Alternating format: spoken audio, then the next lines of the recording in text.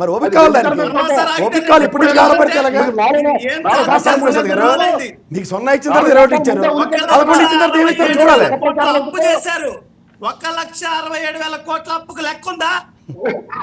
1,67,000 కోట్ల సంవత్సరానికి లెక్కుందా మీ దగ్గర? ఏమన్నా మాట్లాడితే అమరావతి ఏం రాయలసీమ ప్రాంతం లేదా?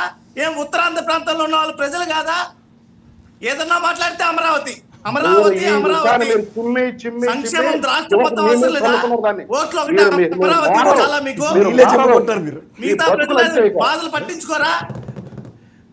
మీరు చెప్పిన హామీలు అడుగుతున్నామన్నా, మీరు చెప్పిన హామీలు మీరు చేయకపోతే మాత్రమే ఈ రాష్ట్రంలో తగలబడ్డ ఏదైనా మాట్లాడేటప్పుడు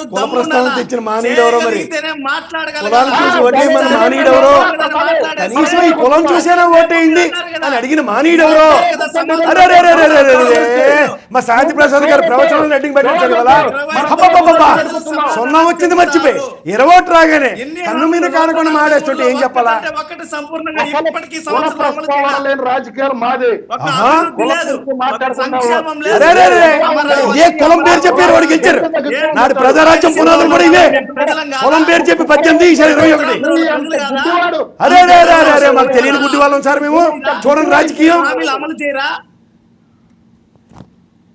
మాట్లాడిన డైవర్ట్ ఎందుకు చేస్తున్నారు? ధైర్యంగా చెప్పండి. మీకు ఏదైనా మీ సోదరుడు చేస్తున్నాడు పక్కన స్టూడియోలో కూర్చున్న ప్రసాద్ గారు. ఇప్పుడు ఇవాళ మా శాంతి ప్రసాద్ గారు ప్రవచనాలు డే అని పెట్టండి సార్ ఇవాళ. ఎందుకంటే ఇవాళ ఆయన సమస్య, ఎందుకంటే 0 వచ్చి మర్చిపోయారు, 20 ఓట్లు రాగానే ఇంక మరి ఏం కనిపించట్లేదు ఆయనకి.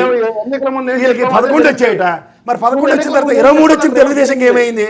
124 మీ సహాయ సహకారాలతో వచ్చాయి కదా. 0.83 ఉనికే లేని బీజేపీ వాడిని కూడా గెలిపించారు కదా మీ ధర్మం అని. మీ భుజం ఇచ్చి మరి టికెట్లు మరి ఇచ్చి మరి ఇవన్నీ గమనించకుండా ఎవరు లేవుంది సార్. 40% ఓటు బ్యాంకులు స్థిరీకరించుకొని 2 పార్టీల గురించి మాట్లాడదాం అంటే డిబేట్ మాట్లాడచ్చు.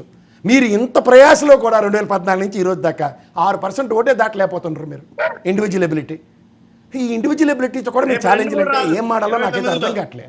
అంచేత మనం ఏహపరాల కన్నా వాస్తవాలు మాడుకుందాం సార్. వాస్తవం పవన్ కళ్యాణ్ గారికి తెలుగుదేశం ఆచ్ఛేదం లేకపోతే ఇంపాసిబుల్, ఇది వాస్తవం. అది ఆయన అంతటా ఆయనే సరెండర్ అయిన తర్వాత మీరు నేను బేగలుకోవాల్సిన అవసరం ఏంటి? నా వల్ల కాదు అని ఆయనే చెప్పిన తర్వాత మీరు అవన్నీ మర్చిపోతే నేనేం చేయాలా? ఇవాళ మీరు అరెస్ట్లు అన్నారు,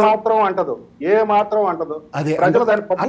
ఎందుకంటే ఇన్కన్సిస్టెన్సీని కన్సిస్టెంట్ గా జస్టిఫై చేస్తున్న పవన్ కళ్యాణ్ గారు కదా. ఏమీ రావు సార్, మీ దగ్గర నుంచి వస్తాయని ఎక్స్పెక్టేషన్ కూడా చూడండి. మీరు మాట్లాడిన దానికి వాస్తవానికి నక్కకి నాగలోకంగా ఉన్నంత తేడా ఉంటది. వాస్తవ స్థితిగతులు మీకు ఎప్పుడు అవగతం కావు. వాస్తవాల్లో మీరు ఉండరు. You will always like a cinema hero, you live in false illusion. అది ఒప్పుకోండి, మీరు ఒప్పుకోరు. మీరు ఎందుకంటే రాష్ట్రాల్లో జరుగుతున్నవి ఏంటో మీకు తెలియవు, మీకు జరుగుతున్నవి ఏంటో తెలియదు అని చెప్పి పక్కన కూర్చేయండి, ఈక్వల్ ప్రోటోకాల్ ఇవ్వండి. ఈ మాటలకు ప్రభావితం అవుతారు మీరు. ఏం చేశారు శ్రీనివాస్ గారు?